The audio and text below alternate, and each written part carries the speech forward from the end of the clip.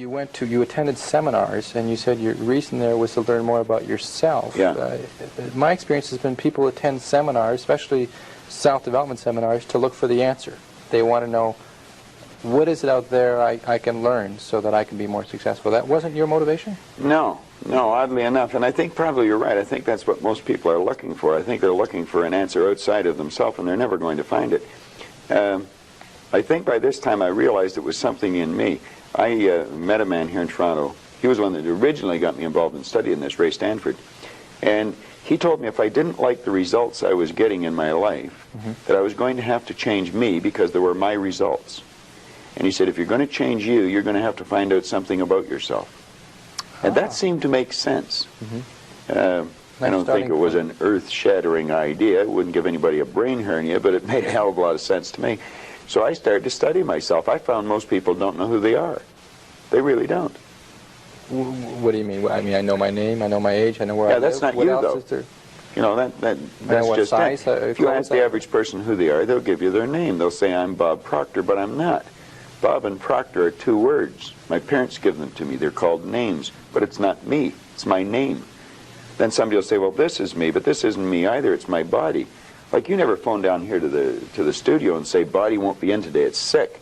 Okay. You know, we don't say am hand or am leg. It's my hand, my leg, my body, my name. Who am I? Well, that's an interesting question. And I believe if a person will start to study that and look for the answer, they'll find it. See, I think we live simultaneously on three planes of understanding. We're spiritual creatures, we have an intellect, and we live in physical bodies. Okay. But because we lack awareness or understanding of who we are, we're totally locked into a physical world, and we let things outside of us control us. 95% of the population are reacting to life. They're not really living at all. Okay. And would you call that one of the barriers to success? Oh, there's no question about it. I think there's two barriers. Success is a funny word.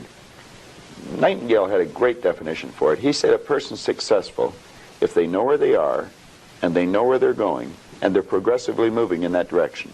He said that success was the progressive realization of a worthy ideal. Anyone that has a goal and they're moving towards it, they're successful. Most people think that you're successful if you have a lot of money. Quite often you have a lot of money if you're successful, but it isn't. I wouldn't say Mother Teresa has a lot of money. Okay. No, but she's a pretty successful lady. So it's... okay, so that barrier to success... Well, there's a couple of them. Okay. I think there's two barriers. One is our conditioning. The conditioning that takes place in our subconscious mind from the time we're infants. All we can do is act and talk like the people around us. That's why we learn the language we learned.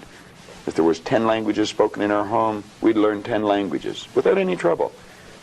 There's usually one, and that's the only one we ever learn. And we grow older and we think, oh, I couldn't learn another language. We could learn 100 if we wanted to. You can do anything. But I think we're conditioned. We have a real strong conditioning, usually with not some very good ideas. And then that's the barrier that's inside us. The one that's outside of us is our environment. We have a tendency to act like everybody around us. And if you think about this, it does make a lot of sense. Because if you study statistics, 95% of the people live their entire life and never live the way they want to live. You know that 95% of the population in this country, let's say in North America, the richest continent in the history of the world, they'll work productively, let's say for 40 of their 65 years, and they'll end up with hardly any money.